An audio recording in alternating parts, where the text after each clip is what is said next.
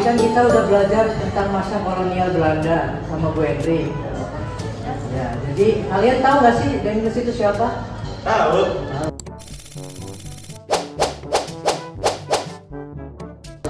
Apa bodoh? Jadi Daendels ini kan gubernur pemerintah India Belanda waktu itu kan. Gue nanya ciri-ciri fisiknya itu apa aja sih?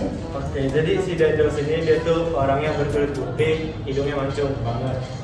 Dia juga punya matanya itu kayak gak pernah tidur gitu, kayak hitam banget bawahnya tuh. Kayak mata kan? Iya. Habis itu alisnya tebal kayak pakai eyeliner gitu, tebel. Nah dia juga brewok tipis kayak dia nih sering nyungkur gitu kan. Ya, rata-rata orang Eropa lah ya. Kayak orang Eropa beneran. Dia suka minum ini. Kayaknya suka. Minum apa sih? Wine. Wine. The finest wine from the French. Ya, terus One, two, three. Jadi si Daendels ini kan gue udah ngomongin cerita tadi. Nah si Daendels ini gue mau tahu dia tuh dari kapan aja sih memerintah di Nusantara ini? Jadi setahu gue ya Daendels itu memerintah dari tahun 1808 sampai 1811. Dia hanya memimpin itu selama 3 tahun doang. Kenapa? Ya mungkin dia tua. mungkin dia pemerintahnya kurang bagus jadi diganti. Benar-benar mah korupsi ya? Iya bisa jadi. Dia diganti tuh, nah gue nggak ya. Dia tuh belum tujuan dulu. Dia tuh diperintahin siapa sih buat ngewakilin? Kenapa? Pemerintah di Nusantara di Indonesia. Jadi dia itu diperintah oleh Louis Napoleon. Dia itu adalah kepala pemerintahan Prancis pada saat itu. Terus tujuan Daendels ke Nusantara itu apa sih? Tujuan Daendels menuju Nusantara itu untuk mempertahankan Nusantara, khususnya Pulau Jawa, dari serangan pasukan Inggris. Karena Jawa ada kunci. Dan memperbaiki nasib rakyat Indonesia akibat tindakan-tindakan yang dilakukan oleh Belanda. Kebijakannya apa? Kebijakannya itu membangun rumah sakit, menantang pemerintah, terus bisa juga membagi Pulau Jawa menjadi 9 daerah Nusantara Presiden. Kebijakannya ada sampai sekarang tuh apa? Jadi kebijakan yang ada sampai sekarang itu kan si Daendels ini pernah kerja Rodi itu. Kerja Rodinya bikin jalan dari Anyer ke Panarukan. Nah, kebijakannya yang ada saat ini adalah jalannya. Jadi dari Anyer ke Panarukan itu salah satu jalan terpanjang yang ada di Indonesia. Jadi Di Indonesia aja? iya, Banra. Oke. Jadi itu buktinya. Iya.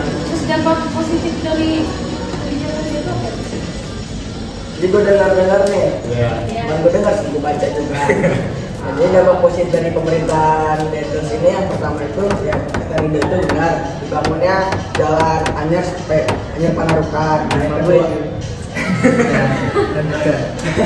Yang kedua dibangunnya infrastruktur militer seperti sekolah, rumah sakit militer, barak dan benteng untuk mempertahankan Pulau Jawa. Yang ketiga dibangunnya pabrik pesiu, senjata dan alat-alat perang di Semarang dan Surabaya. Yang terakhir tuh berkurangnya korupsi pejabat kolonial pada kebijakan Daendels itu.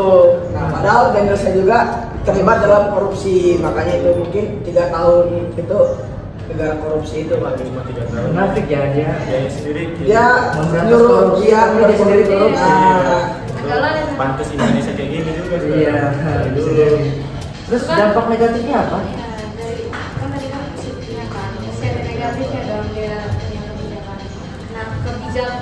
Nah, dampak negatif dari kebijakan itu pertama pekerja-pekerja yang ada di Indonesia atau pribumi itu tuh nggak digaji. Kalau nggak digaji pun sedikit gitu loh. Jadi banyak pekerja yang meninggal karena penyakit malaria, kalau nggak hidupnya melarat. Udah juga hasil rempah-rempah yang ada di Indonesia itu dijual ke kolonial Belanda itu dengan harga yang murah.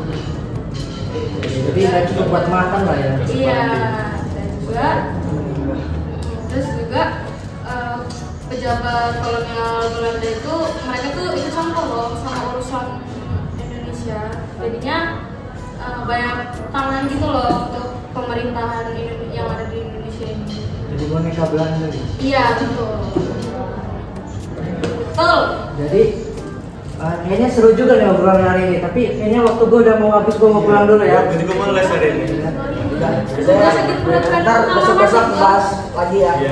Assalamualaikum. Dadah.